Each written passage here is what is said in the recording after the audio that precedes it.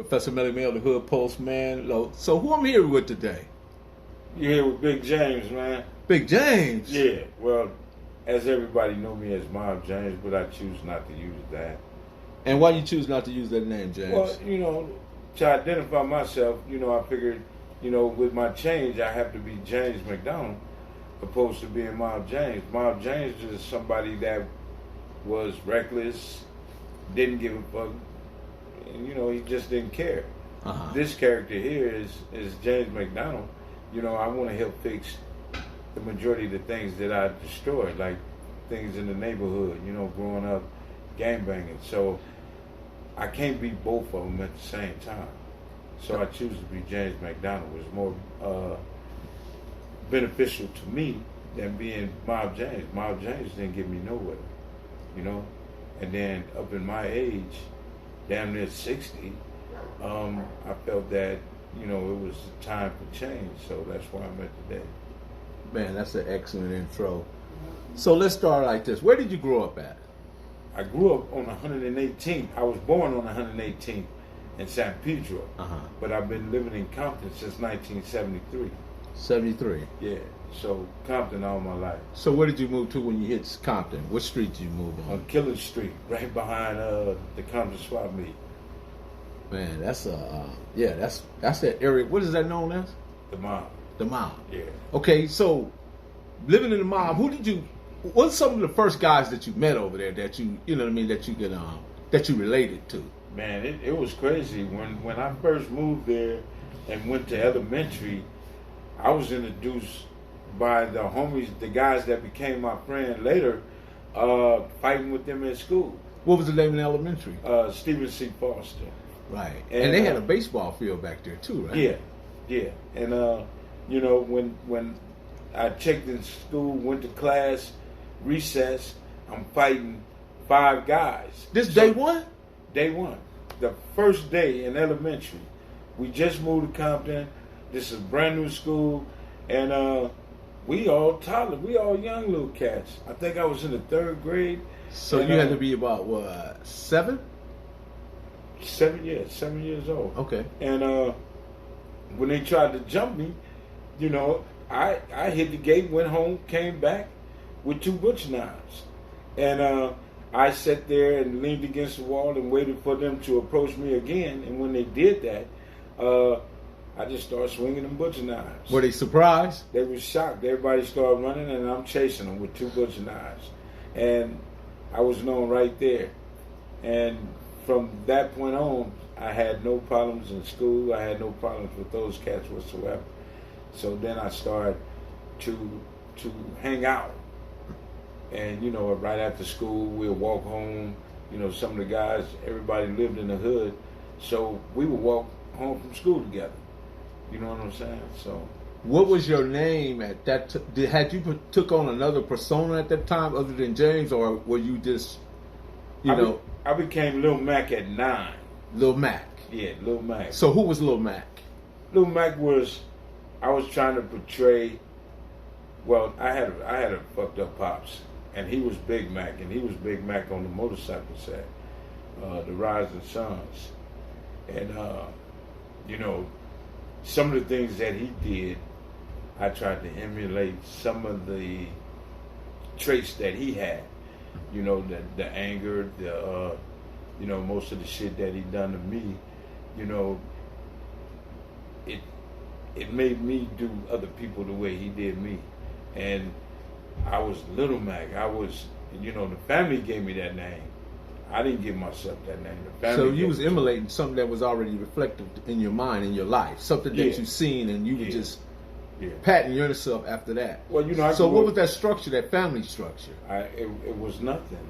I grew up, I didn't believe my mom's nor my father loved me. I was treated different from the others because he found out I wasn't his son. So he treated me a little bit different, a whole lot different. So his day was getting off work or coming from the motorcycle club drunk and snatching me out the bed, whooping my ass. And just no apparent reason. He was just, if I was standing next to him it was a punch or push me down and get the fuck, you know what I'm saying? That type of shit. So I never had a relationship with the dude. So, you know, just growing up and then running away from the shit that he did to me, I would run away. I would run away with webs and cuts and all kind of shit on me. And it wasn't until I think I was 13, he bust my head open in 2 different places. 9 stitches and 16 stitches in my head, that I started to react to his BS. And when I was 14, I had shot my little brother. He was still in and out of the house at the time. Mind you, this dude had a whole different family in Texas. So when I shot my little brother, he was like, this motherfucker got guns in the house. So right after that, the dude tried to sell a house, and him and Moms had to go to court, which the judge gave the house to my Moms. So my grandpa gave him $10,000 and he scooted. So he didn't want to be in there no more. You know, now that he know I got guns, he know he can't touch me no more. So that's when I had enough of accepting, you know, ass whoopings and getting beat up. So at 14, that's when I really started to take form. Did you think he knew that the paradigm was shifting at that point? Is the reason why he left? Or yeah. He knew it. He was aware of it. It was no question in his mind. No question in his mind. This little motherfucker ain't finna kill me. And I swear to God to you, I used to look at him and he knew I hated him. And, you know, my Moms didn't make it no better because my Moms didn't try to stop him not one time. You know what I'm saying? Mm-hmm. When he was doing what he was doing. Mm-hmm. So I just looked at him as a bully. And it wasn't until later on I learned how to channel my hate. Mm-hmm. You know what I'm saying? So now I know what I'm doing to you. Now I know that I'm being aggressive. Now I know I can't lose. If I lose, it's a lost cause for me. So I did everything in my power to win. How many brothers did you have, James? I have 2 brothers. And what number are you? I'm the oldest. You're the oldest? Yeah. So I can see where he would definitely take the aggression against the oldest. Is that what you think it was? Well, he took his aggression out on me because now he's on this, you're not my son shit. My mother, well, my real father is Quintus. He's the chosen few. He's in the motorcycle club too. So Moms was doing her thing. And those dudes had altercations, which I didn't know nothing about it. And he just, when he said fuck him, he said fuck me. He didn't know how to channel his emotions or his aggressions of things that he had been disappointed by in life. Right. So he turned around and took them out on you because you were younger. Right. And he thought he can get a win in there.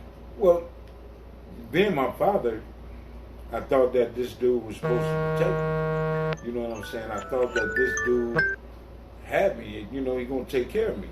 He did the opposite. You know what I'm saying?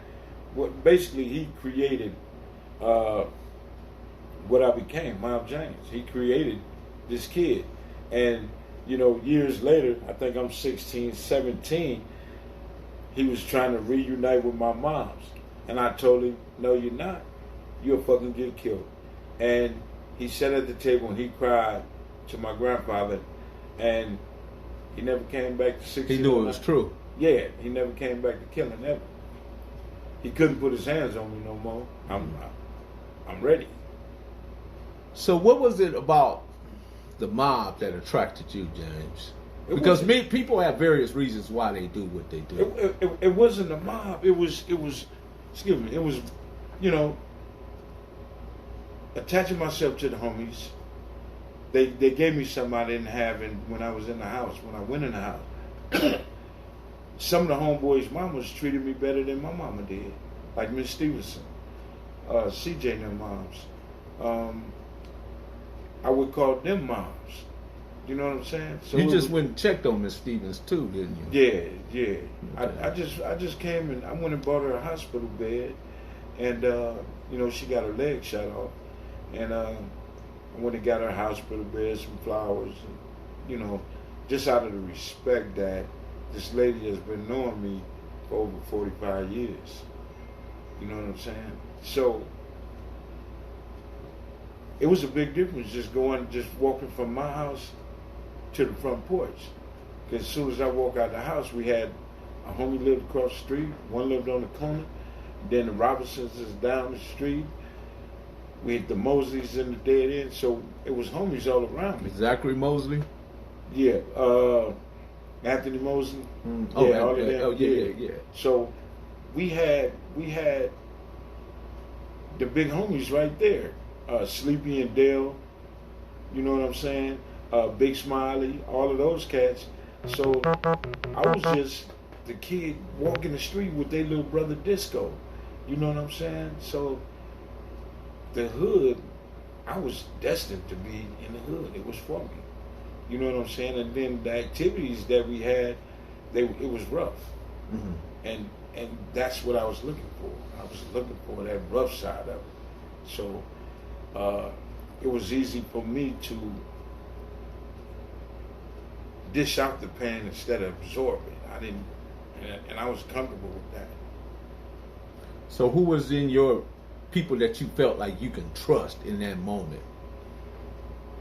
You're close, you know, because everybody have that in the structure. No matter what tribe it is, you always have just at 14, man, 15, 16, Marcus Nunn. I always told me, always come here, little homie. Man, you gonna be woo woo, but you gotta slow down. I didn't want to hear that shit. Sleepy, Smiley's brother. Yeah, the Robinson family, Kenny, EJ, the Jordan family. It was a variety of the big homies. You know, Rodney Colbert. You know, those were the guys I looked up to. You know, they was well older than us and walking the hood doing their thing. So we following right behind those cats. And, you know, I didn't want to be the one that they said, no, you can't go. They was always, come on, you going with us. You know what I'm saying? So I look at the other homies and be like, out of here. You know what I'm saying? So I was meant to be there. I could tell you this, man, from my perspective from the 80s, James is all I heard, man. Mob James. You know. The 80s, it was full blown. Talk to me about it. The first time I was shot, because all our shit used to be fighting, you know, going to different neighborhoods, fighting, riding the bikes, fighting. Then I was shot in 80. And after I got shot, it was like, oh shit, I gotta turn it up. It ain't with no bats and none of this shit no more. So I was introduced to, fuck it. If this where we going with it, this where we going with it. So that's when my life changed. Mm-hmm. I knew every day I walk outside and I got a gun, I'm either going to jail or I'm gonna get killed on one of these blocks. How did the crack cocaine era add to that? Oh, did it give it volume, or did it give you more cash or access? No, we wasn't even looking at it for the longevity of making money. Mm-hmm. We looked at it as, man, we sold enough crack to go buy that $1,000 car. Mm-hmm. You know what I'm saying? Because let me speak on me personally. I'm a gang member. I wasn't trying to get the extras and do all that other shit. I didn't want to be nothing else. That's all I knew. That's all I want to know. So I wasn't trying to get that Rolls, that Benz. I wasn't that dude. I was the khakis, Converse, T-shirt, and a hat. You was the real hood nigga. I couldn't change that. Man, I swear to God, I never wore a pair of Nikes. Converse was the only pair of shoes that I preferred. I couldn't go outside. So the khaki suit, the Converse was your uniform. That's period. It.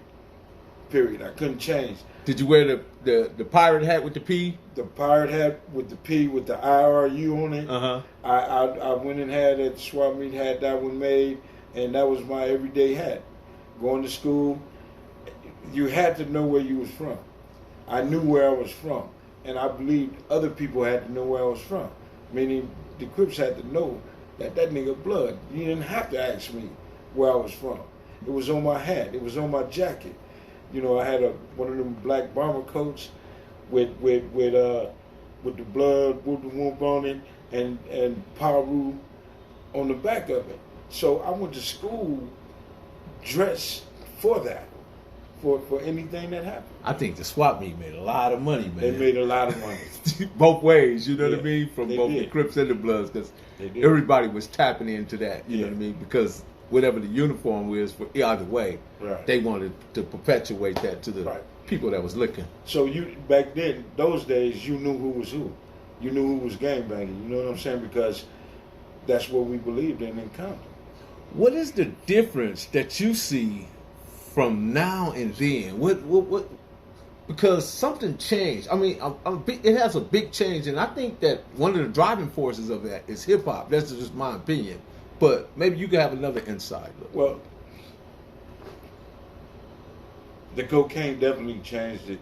The cocaine, when the cocaine came, the homies that was 100 with each other wasn't 100 with each other no more, because the one that got the dope sack walked away from his ride or die.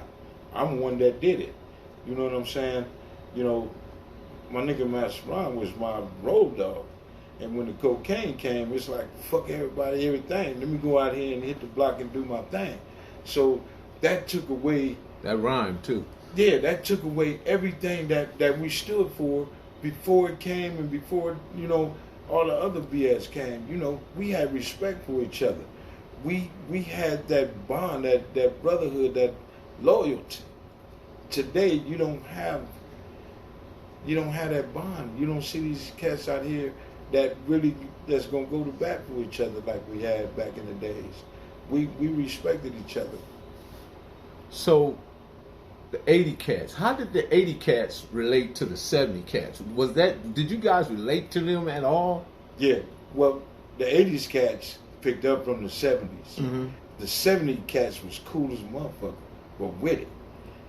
The 70 cats, you sitting there watching them at the store, and if somebody pull up in the wrong way, just the way they handled, their mannerism was that's me right there. That's right. That's how I'm gonna be. They wasn't buck wild. Right. The 80s cats, the 90 cats is picking up off the 80s. 80s is buck wild. Right. You know what I'm saying? Right. You know, the guys of today is nothing like the 70s and the 80s. Totally They're growing different. up totally different with no structure whatsoever. None. So if in the 80s, if the big homie said, I know what y'all finna do, not tonight, other shit going on, we got to do whoop the whoop, then that's what it was.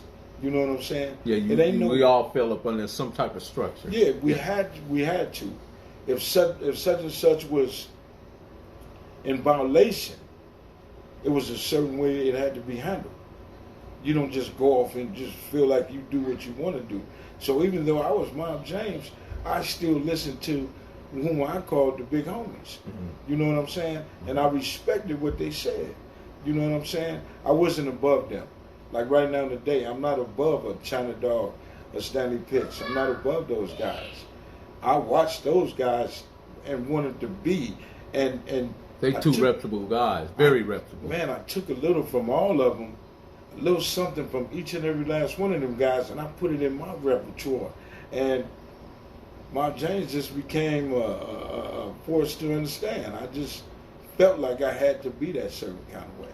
Understandable. And I thank my pops for it. I really do. If he wouldn't have done that, you know, Lord knows, I probably wouldn't have been,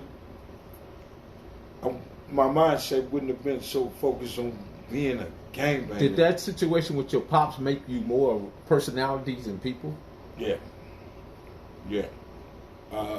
My pops made me think when people was looking at me, they were laughing. My pops made me feel like if I didn't win, that I was that loser he said I was going to be. So you had to prove him wrong. Right now today. And he's dead. So long, buddy. But I had to prove him wrong and still proving him wrong. You know what I'm saying? I'm a different father than he ever would be. You know what I'm saying? I taught my kids. Both of my sons went to college. My daughter's a different story. I'm a grandfather of 4, and I'm there in all their lives. You know what I'm saying? I get them, and they come to my house, and I throw the snacks on the table, and let's watch movies. There and you I'm go. chilling, just looking at my seeds, man. Right. You know what I'm saying? Right. And that's when I just thank God. I'm blessed. A lot of us is not in this position to see this. No. What year did you meet Lee? Lee, man, 79, I got shot at 80. Miss Lee Ford Daddy was bad. 81, 82.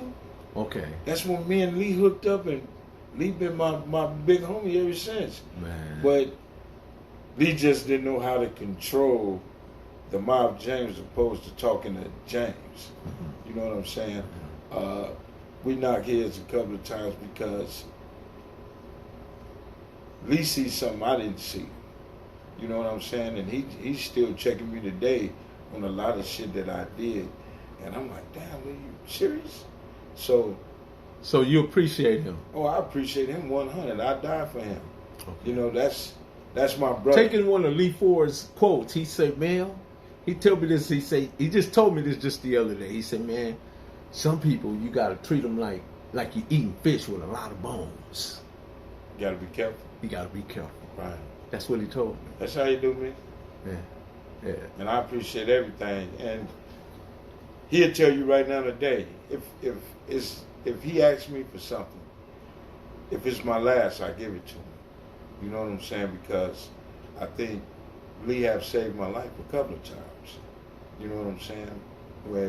When I was out there being Mob James and just turning that bottle up, and could nobody tell me shit.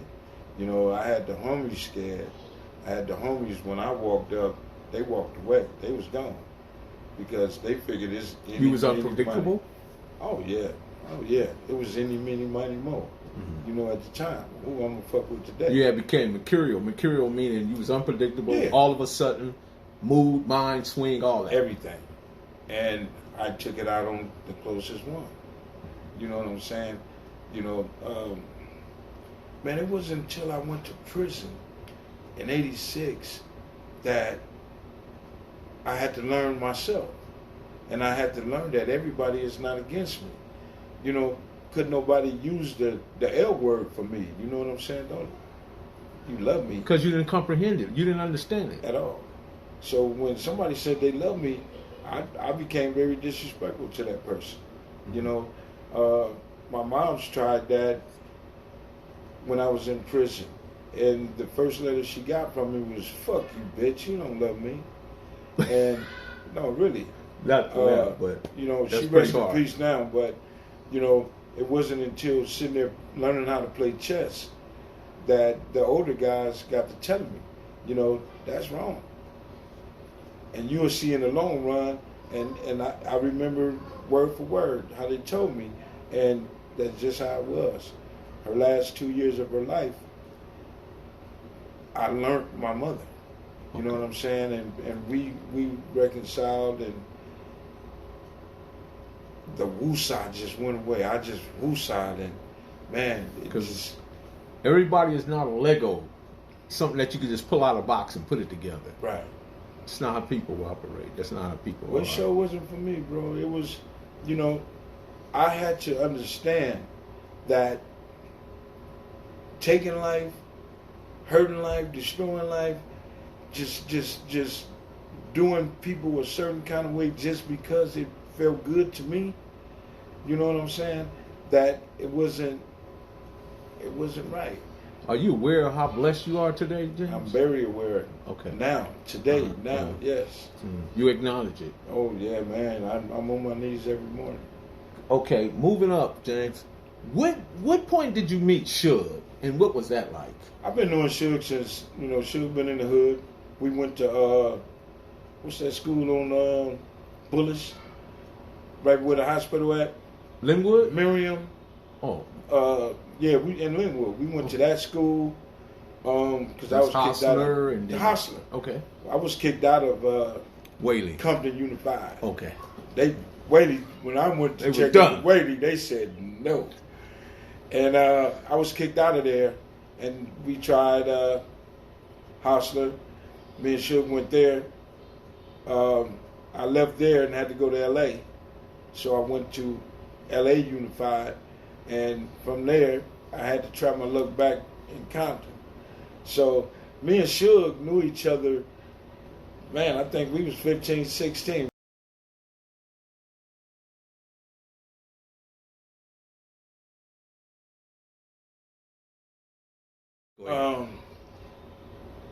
When he get at me, he tell me he got something for me. So I'm like, all right.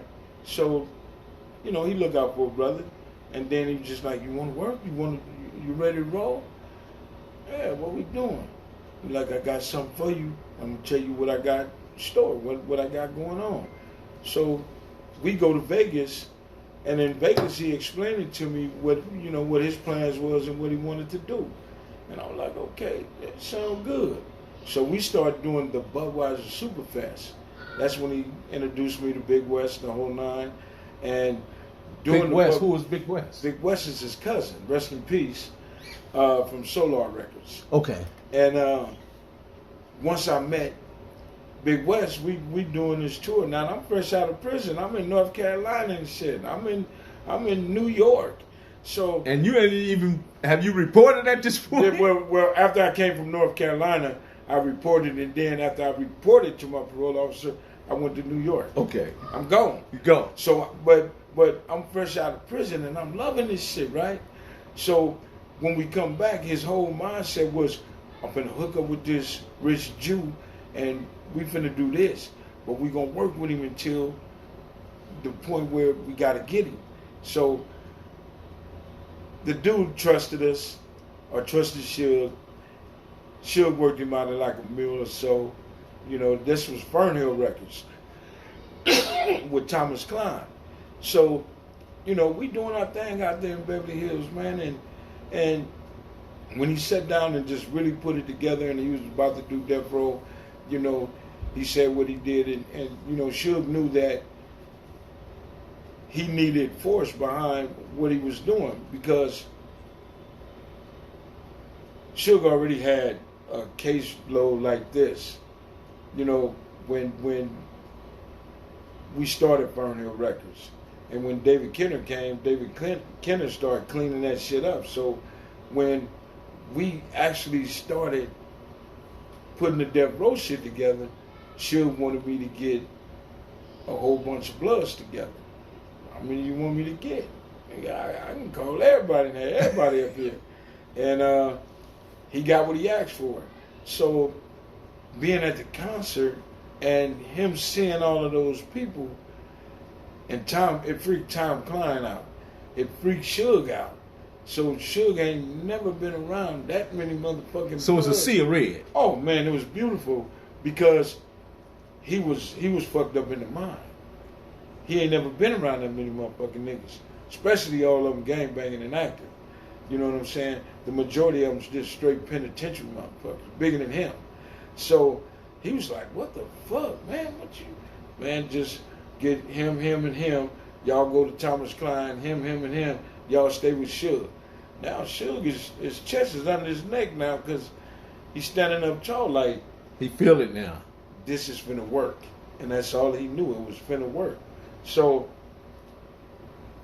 he got what he asked for, and his plan, it went the way it was supposed to. So your moves actually planted the seed in his head, because once he saw all the individuals he saw, ideal beginning to spin in his head. Right. And he meticulously put it together. Yeah. And then, well, you know, you can have so much knowledge in your brain, and you can see where it's going, but he absorbed too much of it. mm-hmm. And now he wanted to be a part of what he's seen.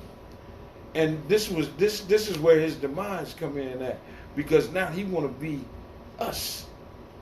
He didn't have no choice, but he got money, and he could pay those and him to make him that person, which we got paid to make him Hercules. You know what I'm saying? So now he's living a childhood dream.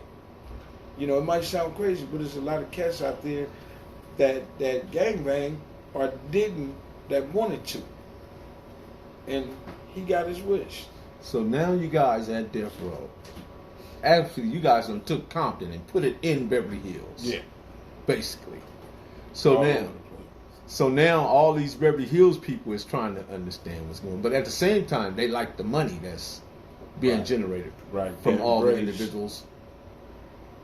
And one thing I learned about the people in Beverly Hills, they rather give, opposed to saying no, because they didn't want to have that problem. They wanted to go home.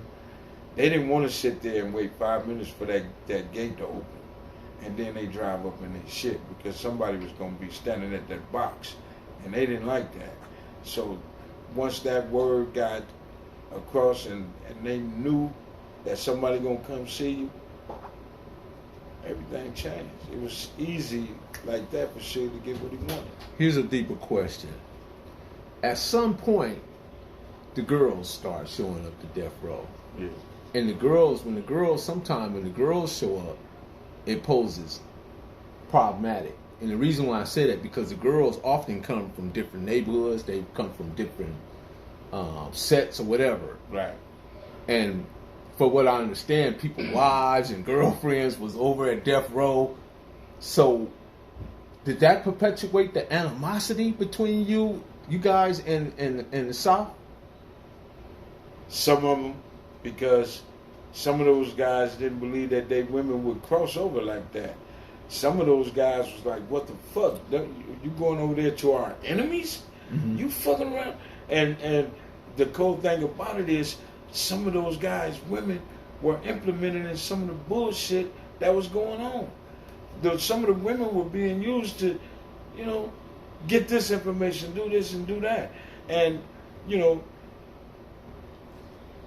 when the women started hanging at death row, a lot of cats was hating and was mad at the fact, but knew that it wasn't going to be an easy task going up there trying to extract their women from that building or anywhere else. Mm-hmm.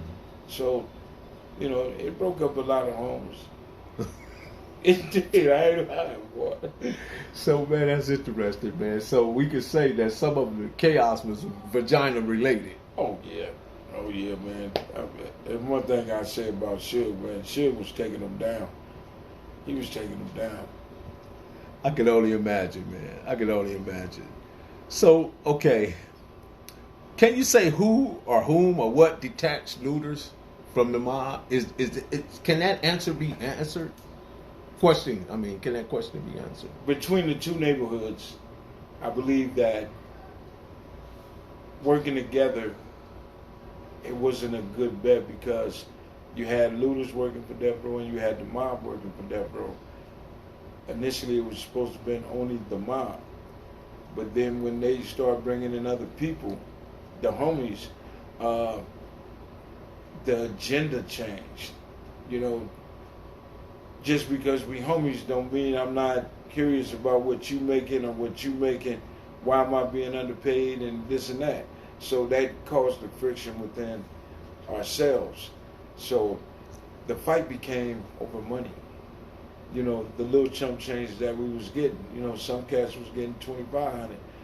Some cats was getting $3,000. Some cats was getting, the price. Of course, you was just walking in there and telling them, write you a check, right? I was in there, once it was, you see I'm mad, it was, go to the office.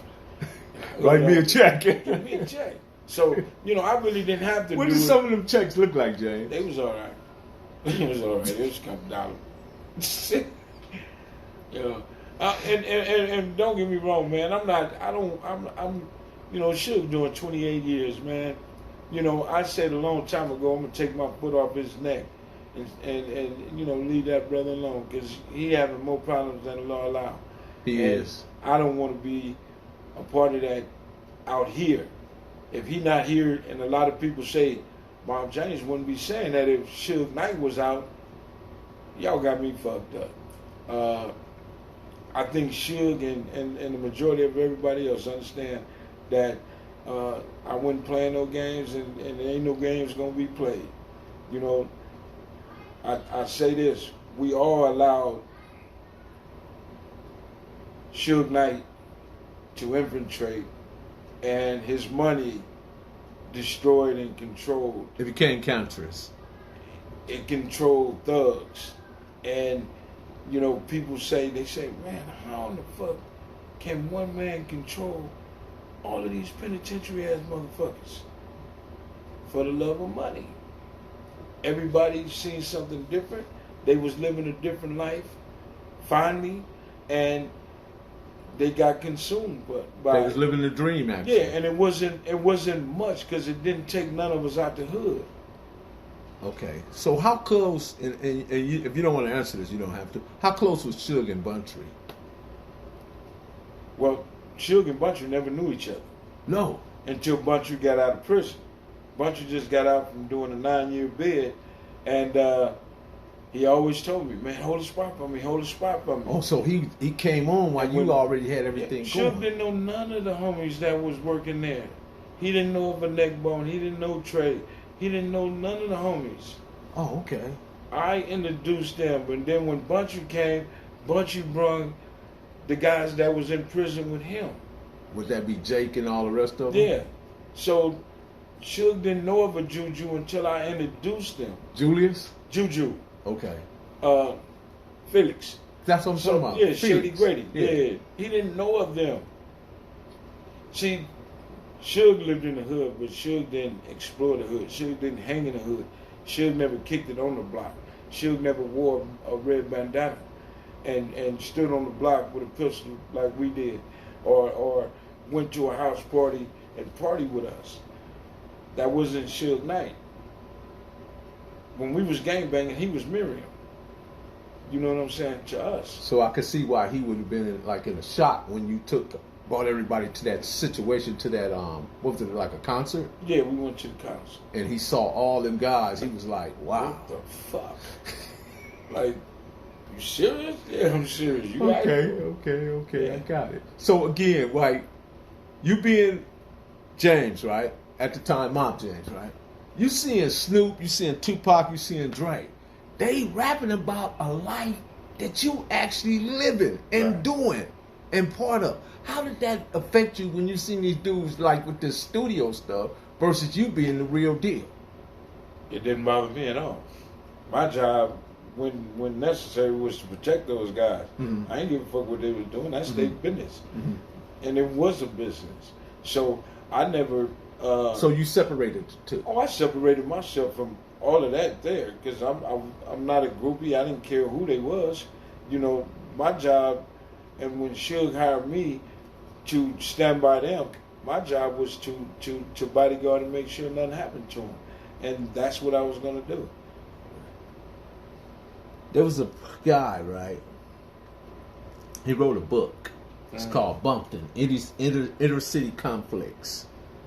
And he put the studio name Ibax Blackman. And he wrote about that whole, I don't know if you know aware of this book. No. But I'll try to see. I've been trying to locate it, but it's out of print, man. If you ever saw that book, I think you would probably get pissed off all over again. I get pissed off at all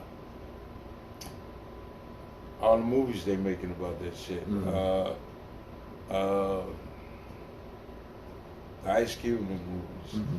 You know, I don't even remember the names of them, but I just say, I'm like this. If you that dude, you can honestly sit down and say you that cat. You've been through this shit. But if you never been through it and lived it, how can you make a movie about it? How can you make a movie and portray yourself to be this cat beating up niggas? You know, when I saw that movie, man, what is that? Compton, what is that? Straight Outta Compton. Straight Outta Compton. It pissed me off, just like you speaking of this book. You know, when I finally sat down and watched it, come on, man, Dre wasn't beating up the homies. Dre wasn't hitting the homies. And everybody that hung around Death Row know. There wasn't no pussy-ass niggas hanging around where... Look what they do to us, James. If you look in the house when they're in the dope house, they got SBC written on the wall, and they got the hats that my homies like to wear. I don't know if you ever noticed. If you go back in the movie, look at that. When they're in that dope house, you're going to see SBC on the wall. And we were like, what the... Why they do that? You know what I mean? Portraying to be one of y'all. Yeah. Well, they took the colors, the black, the all black. Yeah. That came from us. Yeah. You know. And it was just like a lot of the homies was like, wait a minute, man. They was ready to push up there on them.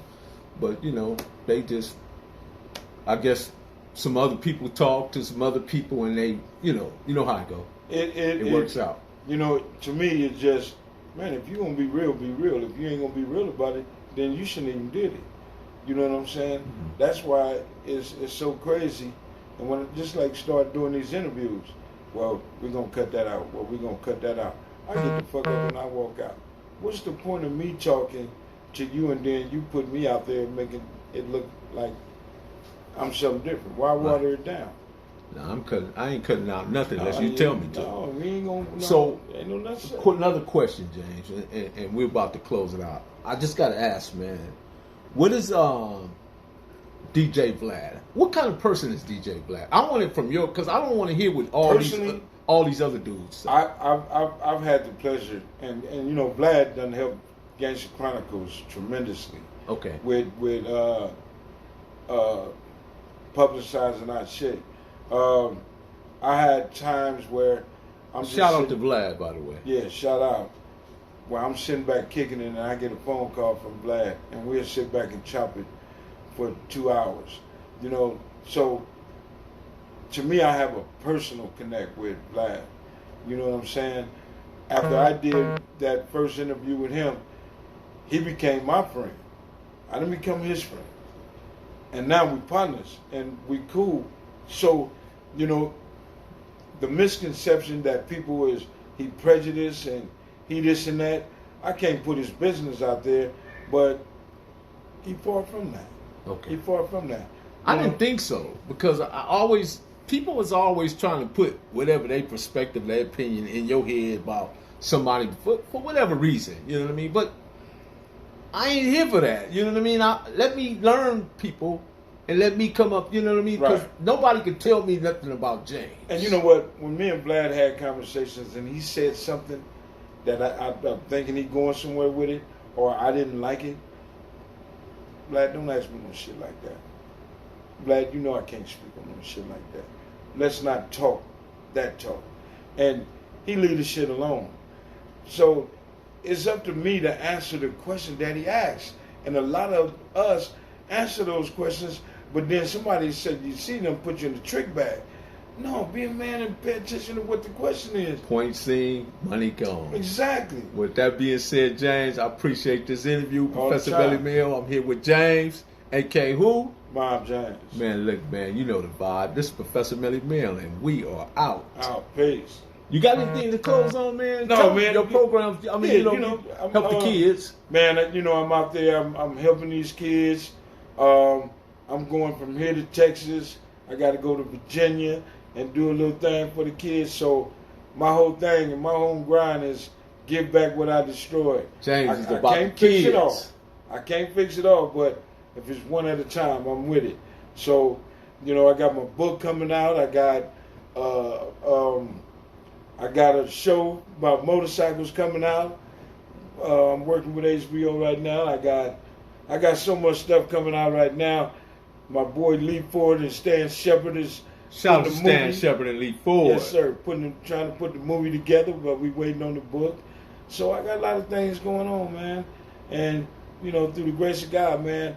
If you brothers out there say we don't have a chance, yes, we do. I wouldn't be here if we didn't have a chance. And that's all I got to say. James is proving impossible is possible because you see him talking right here. All the time. So, with that said, we are out. Out.